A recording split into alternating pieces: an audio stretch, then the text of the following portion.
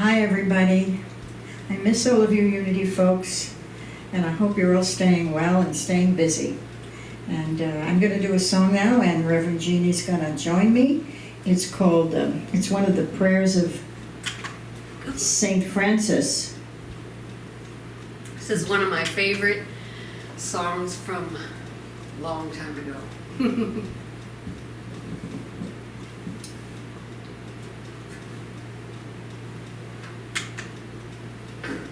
Sorry. Still trying to get organized here.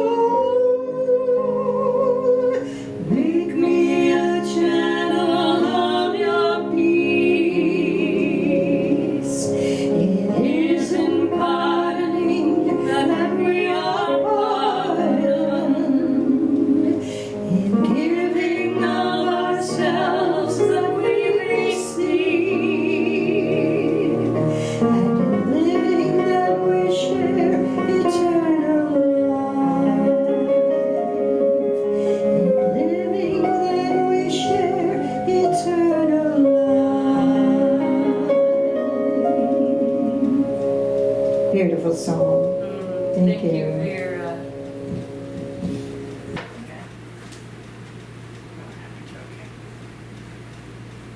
Well, what a treat to be in Vera's home and to actually see you and hear you sing again and actually get to sing with Vera. It's wonderful. Welcome to Unity Church of Sun Lakes.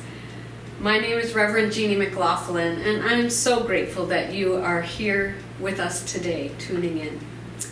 Unity Church of Sun Lakes is a spiritual center of love and light, teaching and supporting one another in transforming our lives by teaching the truths taught by Jesus Christ and other master teachers. Our vision is a world of oneness where all people are free to express their divine potential.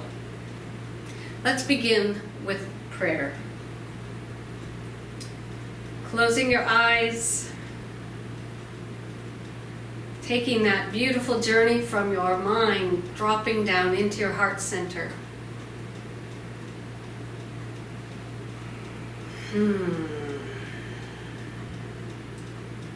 Where we acknowledge that there is only one power, there is only one presence in the universe. God the good. There is no God and, because God is everything, including you. And so we drop down into that sacred space where we align with the truth of who we are. where we allow ourselves to feel that oneness. God is pure love. And I can feel that love right now. And it is in this space, when we are truly in alignment with that power and that presence, where we state our desires. The actual meaning of the word desire means of the Father. His desires are our desires.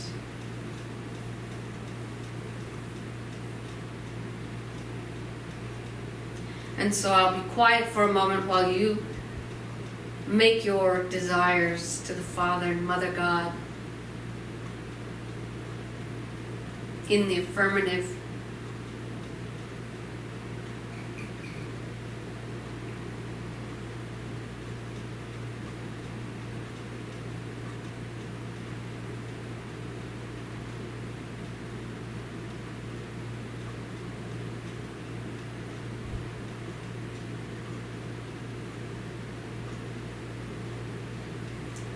It is in this place where we know that the divine hears our prayers.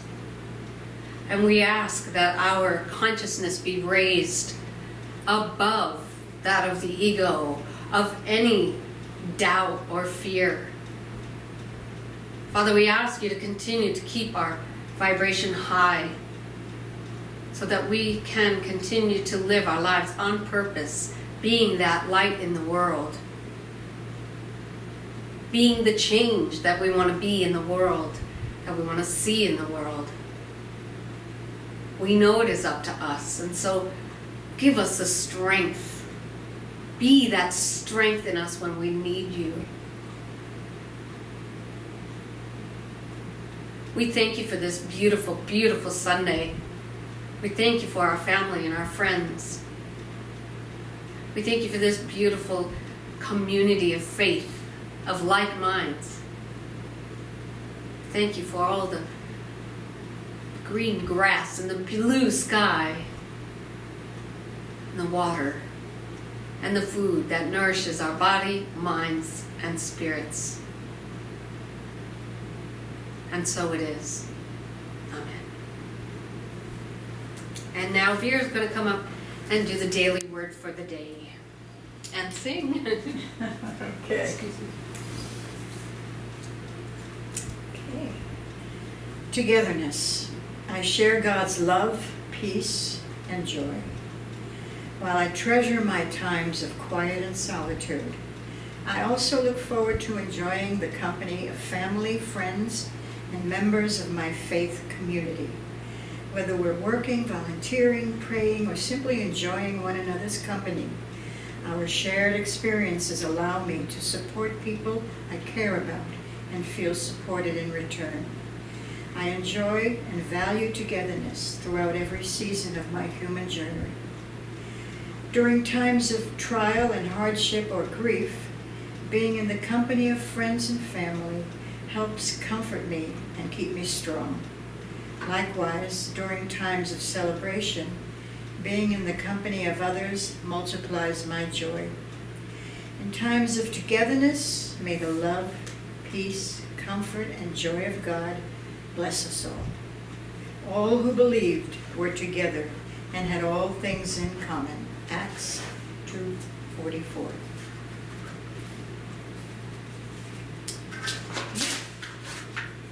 Now I'm going to do a song that you've heard me do many times before, and it's one of my favorites with great lyrics, and it's all about miracles that occur every day. So here we go.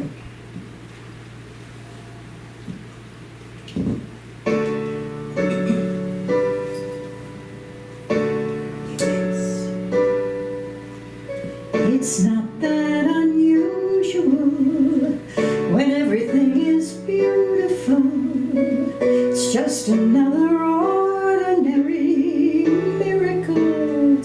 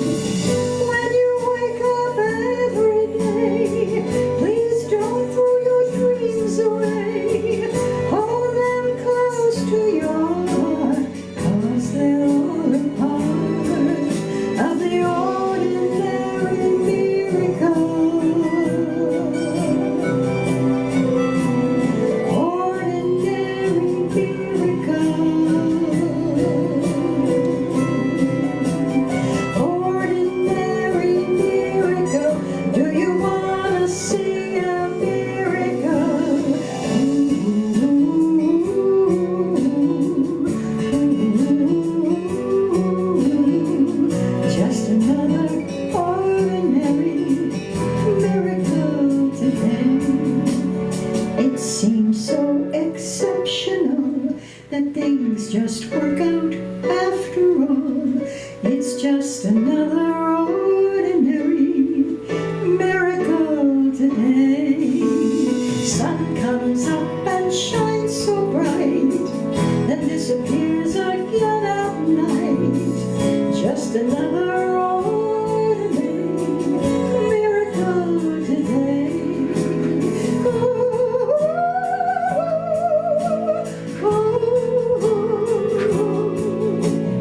It's just another ordinary miracle today. Thanks, everyone. Love singing that song. An elderly woman had just returned home from her Bible study group. And as she opened the front door, even before turning on any lights, she realized that her house was being robbed.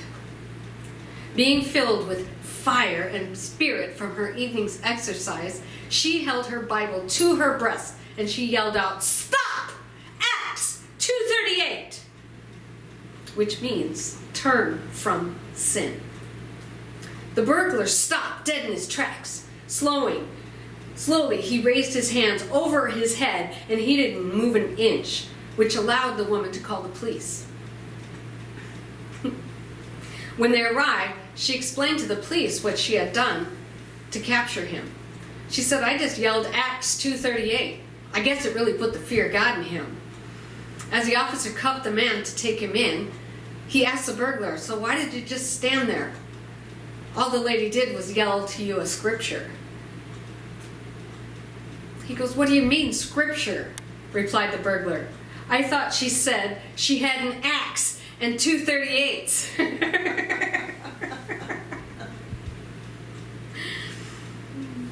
Okay, whoever in their life up to this moment has faced any obstacles, maybe one, maybe two, maybe three.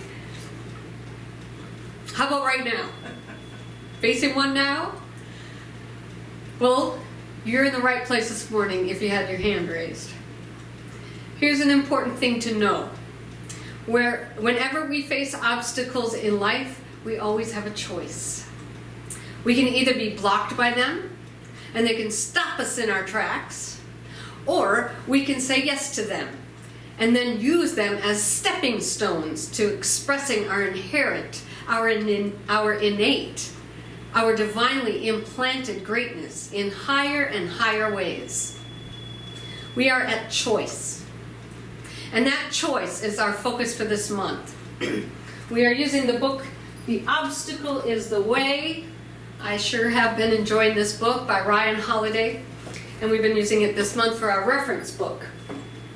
This book this month is our roadmap for our journey of turning impediments into chances for empowerment, obstacles into opportunities to grow greater in God, misfortunes into great fortunes, and complications into expansions of consciousness.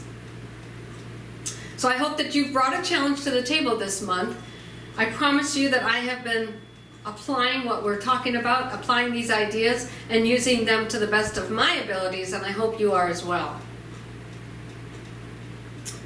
According to Ryan Holiday, moving from impediment to empowerment takes three interdependent, interconnected disciplines that can be boiled down to just three words. We've talked about them so far all this month. If you say them out with me, the first one is perception. The second one is action. And the third one is will. We have looked at how imperative a shift in our perception is. I love this illustration in the book on page 57. Holiday writes, sports psychologists recently did a study of elite athletes who were struck with some adversity or serious injury. Initially, each reported feeling isolation, emotional disruption, and doubts about their athletic ability. Yet afterward, each reported gaining a desire to help others. additional perspective, and realization of their own strengths. In other words, every fear and doubt they felt during the injury turned into greater abilities in those exact areas. It's a beautiful idea.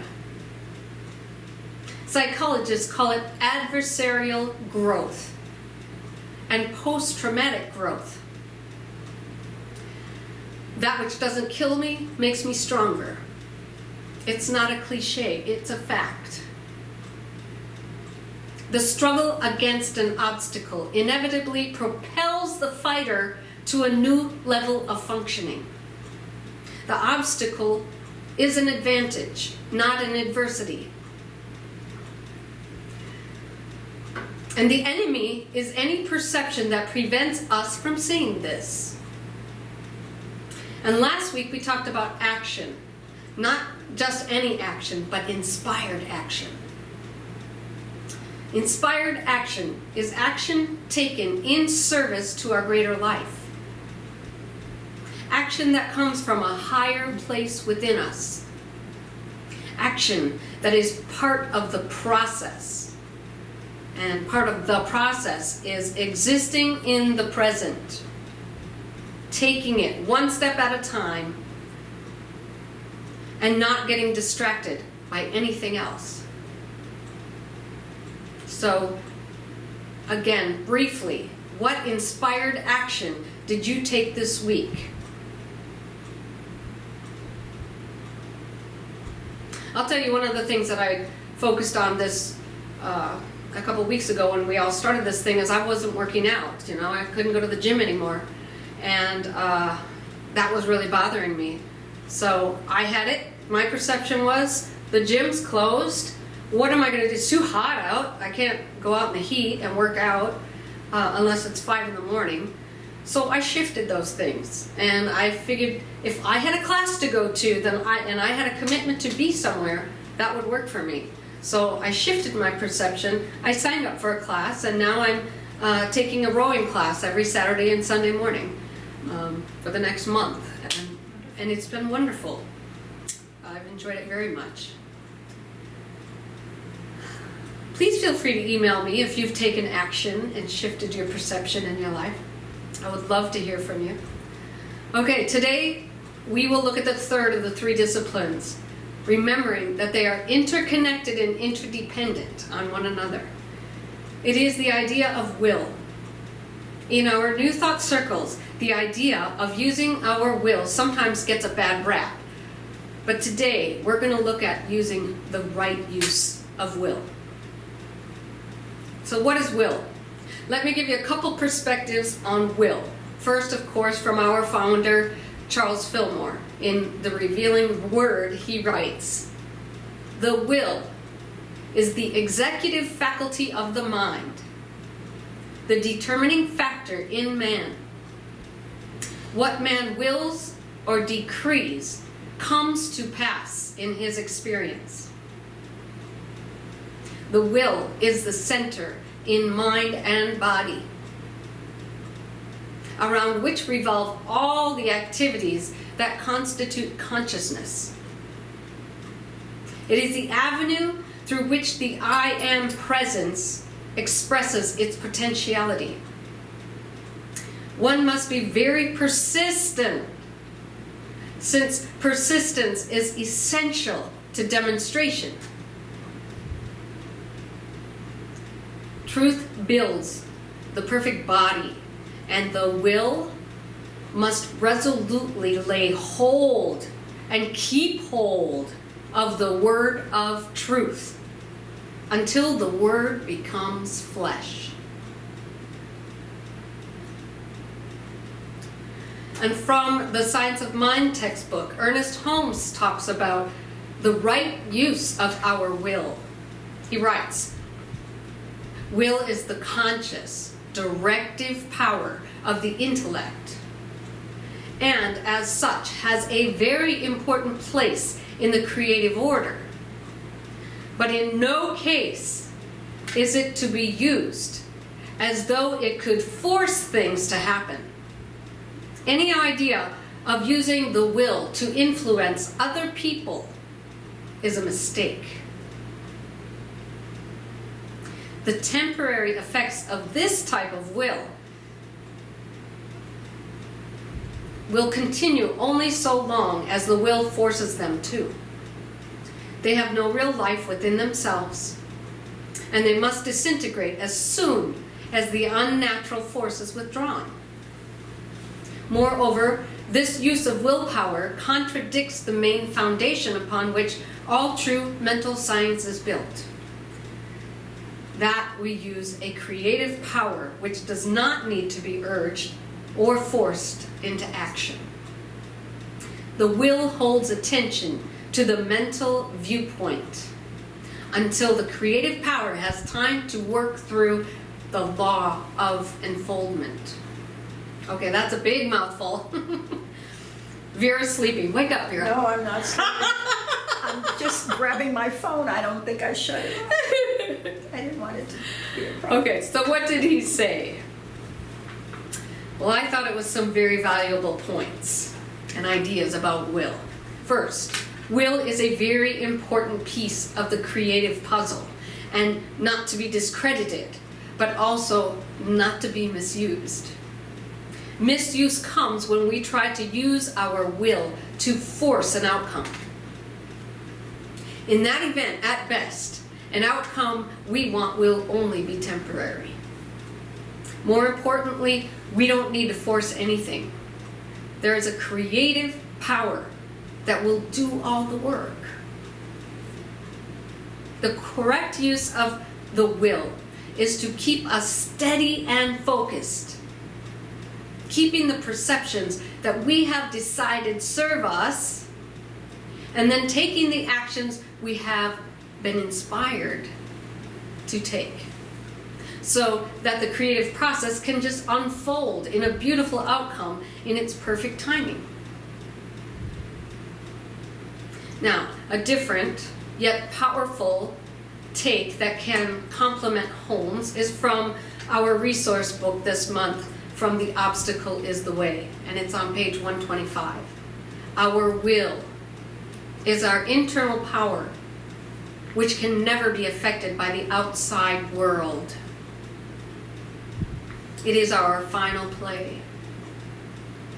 If action is what we do when we still have some say over our situation, the will is what we depend on when options have all but disappeared.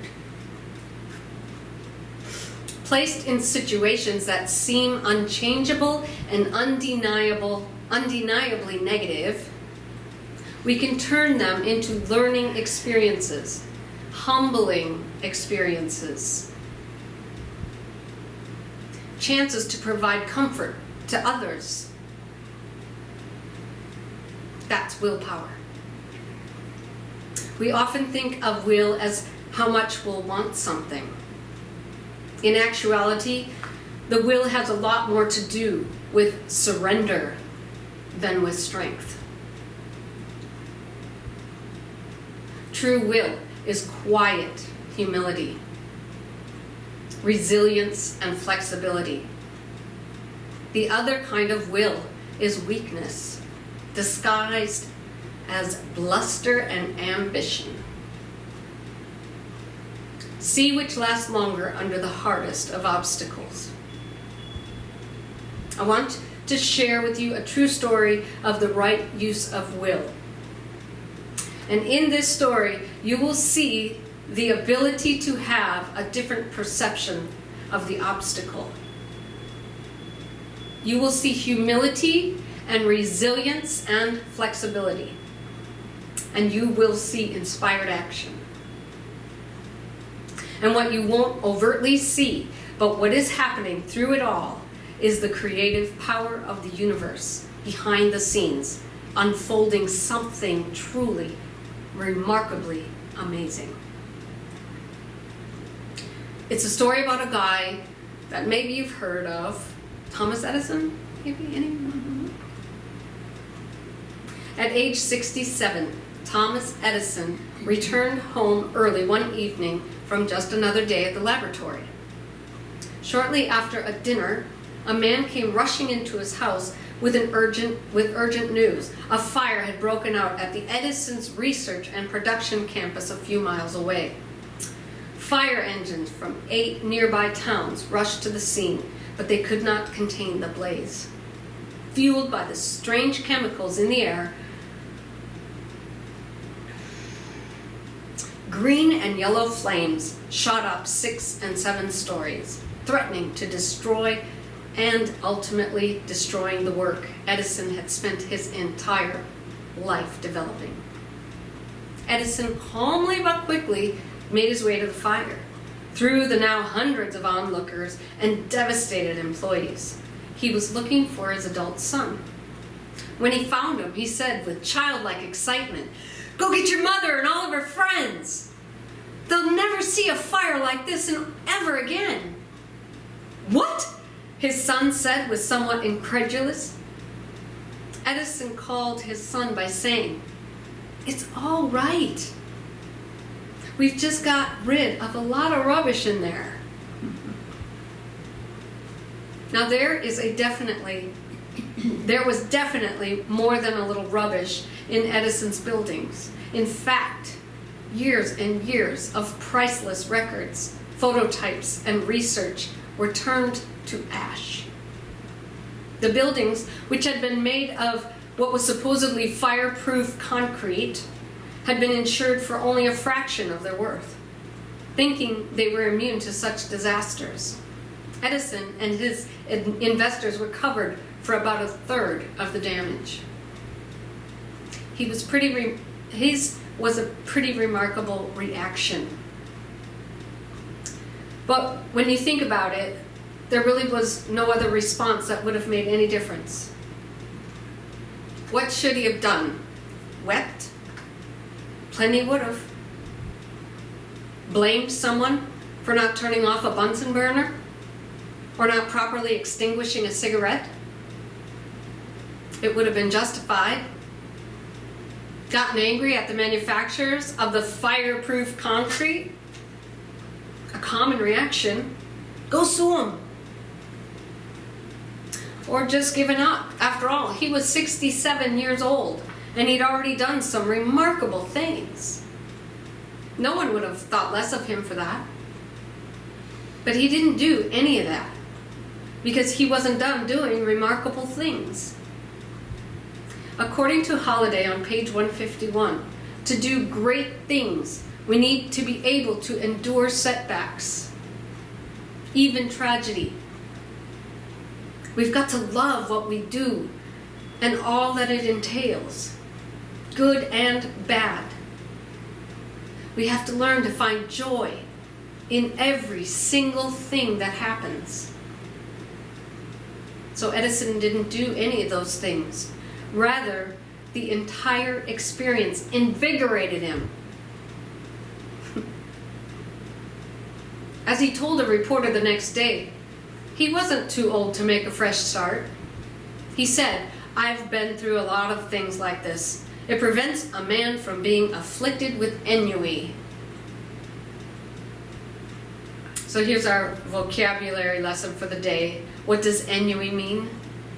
It means, huh? I think it's ennui, isn't it? What is it? Ennui. Ennui? Oh, is it? Yeah. I thought it was ennui. That's okay. Ennui. Thank you. It means weariness, dissatisfaction, and boredom. Ennui. And here are some facts that might seem astonishing. This is where we see the creative power of the universe at play. Within about 3 weeks, the factory was partially back up and running. Within a month, its men were working 2 shifts a day, churning out new products that the world has not yet seen.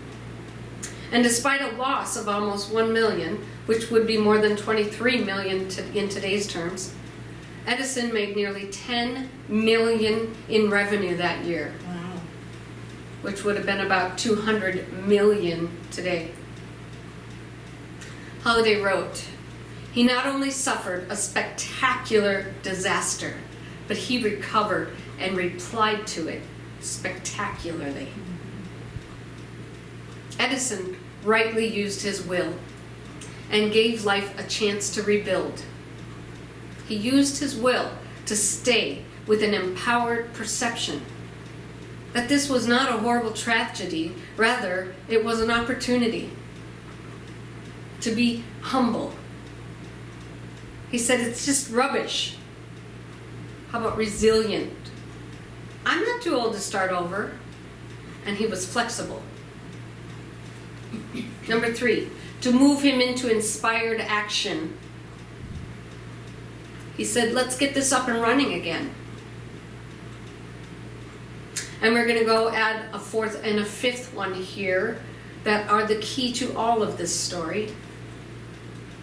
He used his will to accept the what is. His plant burned down, and there was nothing he could do to change it.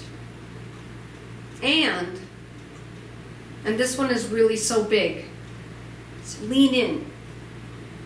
He used his will to face it with enthusiasm and even cheerfulness. He said, go get your mother and her friends. They'll never see another fire like this again.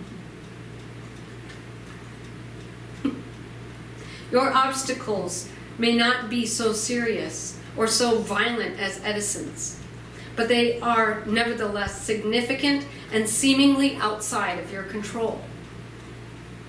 According to Holliday, they warrant only one response. And it's not just, I'm okay with this. It's not even, I think I feel good about this. But it's, I feel great about this. Because if it happened, then it was meant to happen. And I'm glad that it did when it did. I am meant to make the best of it. So I bring to mind right now the pandemic. It's a big obstacle for all of us. So how can we look at it from the standpoint of, I'm okay with this, or I don't know, I think I could feel good about it, or maybe how about, I feel great about this. Oh my God. Because it happened. And then it was meant to happen. And I'm glad that it did when it did, because I am meant to make the best of it. We are truth students. We know the truth. Now, the place where I veer away from Holiday is that he doesn't seem to give any room for our emotions. And that's not me. I'm not saying that. I realize that just to get from this really stinks to I feel okay about this, it means that we need to honor and we need to love all of our emotions, and we need to feel them in order to go to the next level. Our feelings matter. But we are the ones that have to do that for ourselves. We have to feel them. And it's important. And most certainly, to get to, I feel great about this situation, we have to do that. But we can. We can have our emotions, and then we can move to this place of empowerment, which is really a place of surrender, isn't it? Surrendering to the power and the presence of life, life itself. Knowing that it is on a course of ever-expanding goodness. When we surrender to the power and the presence of God within, the synonyms for surrender take on a whole new meaning. Yield, to give way to the flow of life rather than to oppose it. Relinquish, to let go of resistance to accepting what is, to allow ourselves to choose differently. Resign, to resign ourselves to more of the goodness of God expressing through and as us. Submit, to submit our wrong use of will, which is to force things to happen, to the right use of will, which is to keep us mentally, emotionally, and physically on track so that the creative power of life itself can unfold in beautiful and amazing ways in your life, in our lives. Those are some of the synonyms that worked for me. So let us this morning use our will in the right way, in the highest way, to surrender to the all good of life. Will you say yes to that? Our affirmation for today is, I surrender to the all good of life. Repeat that with me. I surrender to the all good of life. And now we will do in the silence and prepare for meditation.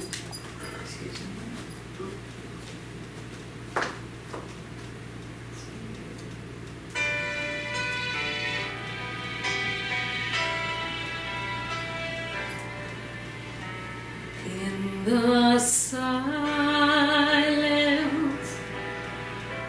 there is a sacred place, a secret meeting place.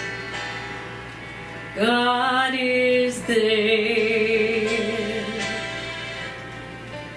In the silence, I find my upper room, a holy supper room.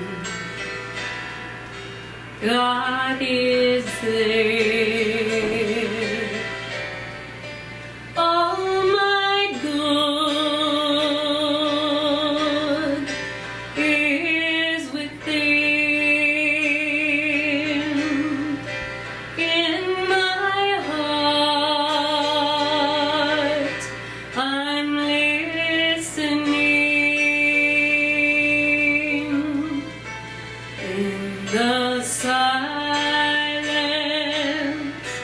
there is a sacred place, a secret meeting place. God is there. Peace is there. I am there.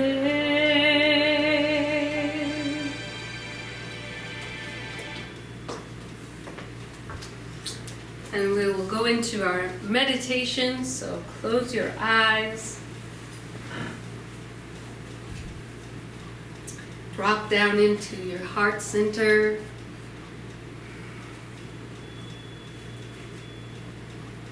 And we will experience a vision. In a vision, I witnessed a great expanse of darkness. It was so vast. My initial impulse was to cast it out, send it to the fire, alter it in some way. I had the intuition to take a step back and look for a higher perspective.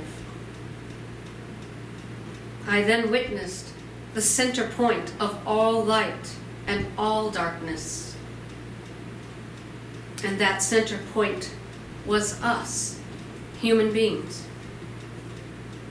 I saw that we live in an interconnected universe in which there was no way to cast anything out because creation was constant. We were asked to learn and to teach each other how to use our volition, how to use our will to create light instead of dark, to create love instead of fear, to create hope instead of despair. It was up to us. No one could be sent away, and no one could be cast aside if this system is to work and thrive. We must all learn, and we must all do it together. In this world, there is much misinformation about dark, of course, because the darkness is shrouded in shadows, mystery, and the unknown. The true dark is actually the fertile void of the mother, of the divine feminine, the fertile void in which can be planted infinite seeds of light and seeds of potential. In the darkness within each of us are those parts of ourselves that we don't see, that we can't see, that we won't see.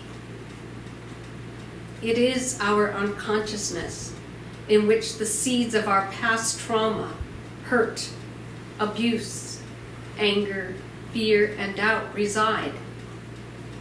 These seeds bloom into life unbeknownst to us.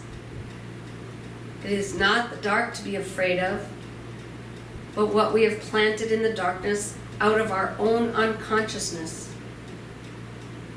As we go into the dark, into our shadow, we begin to reclaim the parts of ourselves that we have hidden here. We alchemize the old seeds of fear into seeds of courage and hope.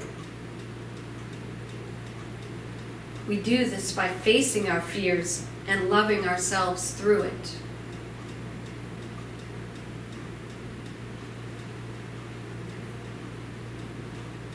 As we face what is hidden in the darkness, we clean it up. And we then populate our creation with that which we choose, with love, with peace, with harmony, with all things good, with all things that bring balance. As we heal, we realize that the dark is a vast landscape of possibility for the emergence of new life. As we heal, we can consciously plant seeds of light in the darkness. This brings balance. This is the walk between the worlds. The beauty of this walk and this work is that what we heal for one of us, we heal for all of us. We are interconnected in this cosmic web of life, living life with a humble, grateful heart. We are graced and gifted with balance from the unseen world of spirit. As we each walk this way, it lightens the darkness. It creates seeds of bright new possibilities and hope.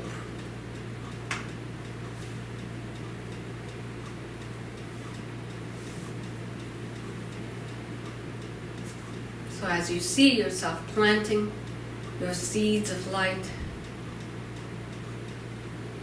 begin to bring yourself back into the room.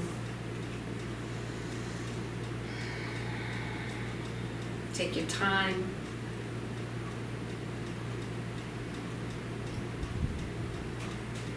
This was a writing from The Awakening World, The Return of the Divine Feminine, one of my favorite books by Karen Siba.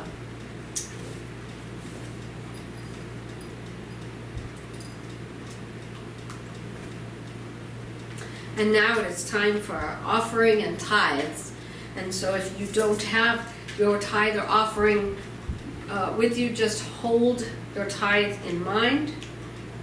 Place your hands on your heart.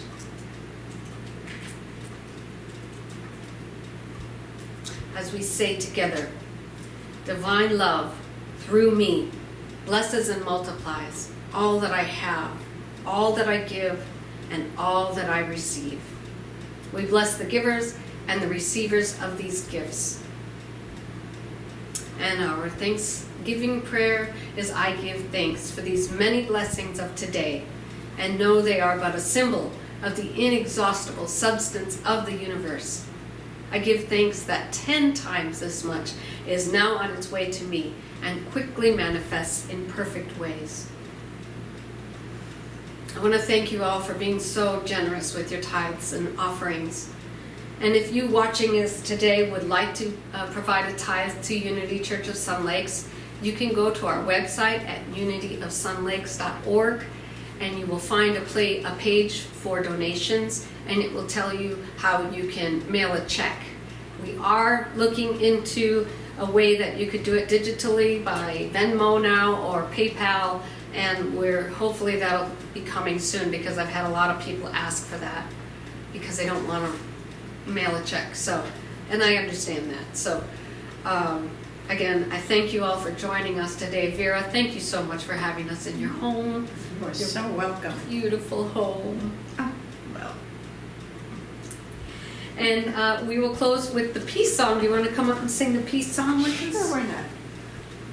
Let's see.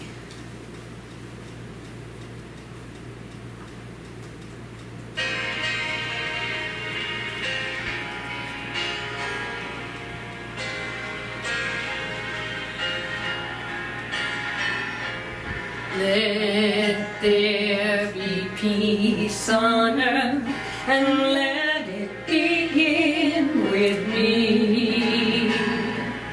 Let there be peace on earth, a peace that was meant to be, with God as Creator, and we all are we. Let us walk with each other in perfect harmony. This peace begins with me. Let this be the moment now. With every step I take, let this be my joyous vow, to take each moment and live each moment in peace eternally. Let there be peace on earth, and let it begin with me. And we'll close with our prayer for protection. The light of God surrounds us. I am the light of God. The love of God enfolds us. I am the love of God. The power of God protects us. I am the power of God. The presence of God watches over us. I am the presence of God. And wherever we are, God is, and all is well. May God bless you. Thank you. Bye. Hi, everybody. Have a great week. Be Yep. safe. Be Stay well. Have fun. Yes. Okay. Love you.